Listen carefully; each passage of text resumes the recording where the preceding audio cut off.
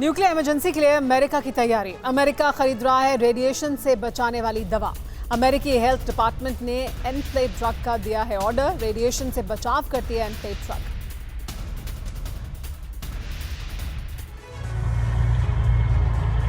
Ukraine के साथ जंग में रूस को हो रहे नुकसान के बाद माना जा रहा है कि राष्ट्रपति पुतिन परमाणु हमला कर सकते हैं। न केवल यूक्रेन पर बल्कि उसका साथ दे रहे पश्चिमी देशों और यहाँ तक कि अमेरिका के खिलाफ भी पुतिन परमाणु बम का इस्तेमाल कर सकते हैं। खुद पुतिन और उनके सहयोगी परमाणु हमले की धमकी दे चुके हैं। रूस की परमाणु हमले की धमकी को लेकर अमेरिका काफी सीरियस है। अमेरिका ने न्यूक्लियर इमरजेंसी के लिए तैयारी शुरू कर दी है। अमेरिका ने जनता को बचाने की तैयारी शुरू कर दी है। अमेरिका रेडिएशन से बचाने वाली दवा खरीद रहा है। खबरों के मुताबिक अमेरिका हेल्थ डिपार्टमेंट ने नेप्लेट ड्रग का ऑर्डर दिया है। नेप्लेट ड्रग रेडिएशन से बचाव करती है। आइए जानते हैं नेप्लेट ड्रग कैसे रेडिएशन से बचाव करती है। एक्यूट रेडिएशन सिंड्रोम में मददगार। ब्लड सेल का उपचार करती है नेप्लेट। शरीर में प्लेटलेट्स बढ़ाती है नेप्लेट। नेप्लेट से शरीर में रेडिएशन का असर कम। ये सब घर से ही हैंडीक्राफ्ट का बिजनेस करके हर महीने लाखों कमाते हैं।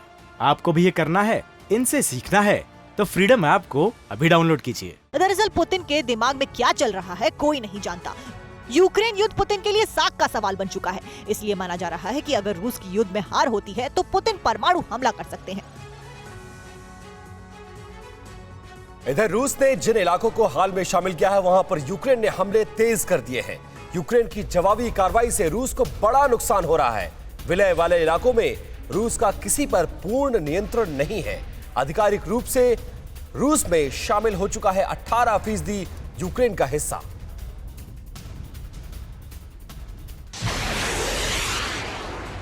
यूक्रेन लगातार रूस को कड़ी टक्कर देता नजर आ रहा है। कई इलाकों में यूक्रेन ने रूस के खिलाफ जबरदस्त कार्रवाई की है। भले ही रूसी राष्ट्रपति व्लादिमीर पुतिन ने 4 यूक्रेनी क्षेत्र लुहांस्क, डोनेस्क, खिर्सन और ज़ेपोरिजिया के रूस में शामिल होने के प्रस्ताव को स्वीकृति दे दी हो। आधिकारिक तौर पर यूक्रेन की करीब 18% जमीन पर अब रूस का कब्जा है, लेकिन रूसी कब्जे वाले खिर्सन को छीनने के लिए यूक्रेनी सेना के हमले तेज हो गए हैं। रूस ने जिन इलाकों का विलय किया है वहां यूक्रेन ने हमले तेज किए। चारों यूक्रेनी इलाकों में से कोई भी पूरी तरह रूस के कंट्रोल में नहीं है। रूसी संसद के दोनों सदनों ने विलय के प्रस्ताव को मंजूरी दे दी है। रूस अभी ये तय नहीं कर पाया है कि विलय वाले इलाकों की सीमा कहां है। यूक्रेनी सेना जबरदस्त कार्रवाई करते हुए रोजाना बड़े इलाकों पर नियंत्रण कर रही है।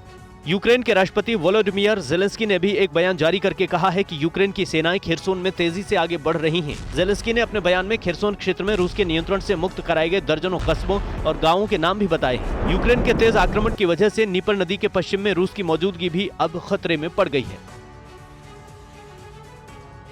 रूस यूक्रेन में जारी जंग साल 2023 में जाकर खत्म होगी। एक सर्वे के मुताबिक 92% लोगों का कहना है कि इस युद्ध में जीत यूक्रेन की होगी। रिपोर्ट देखिए।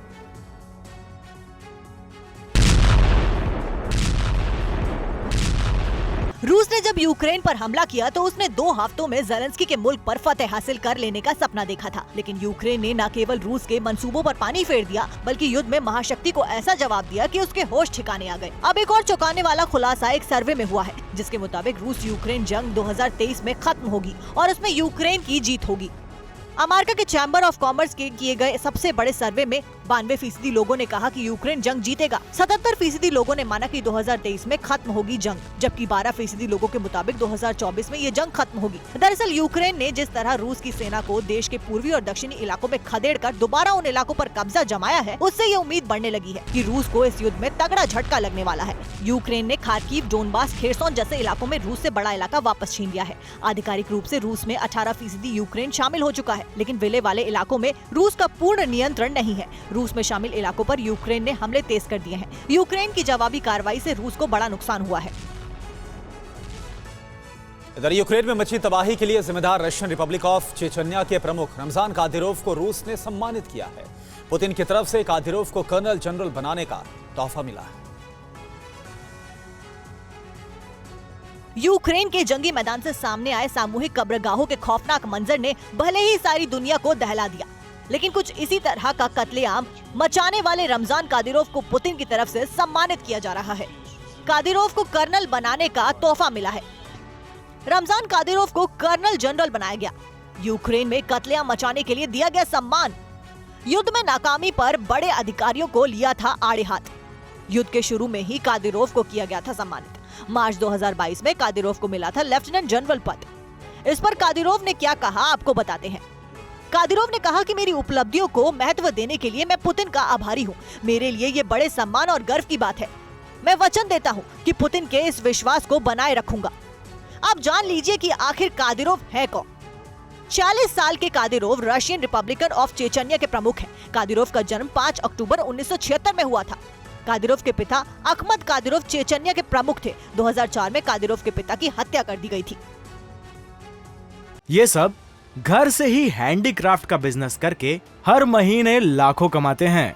आपको भी ये करना है, इनसे सीखना है तो फ्रीडम ऐप को अभी डाउनलोड कीजिए।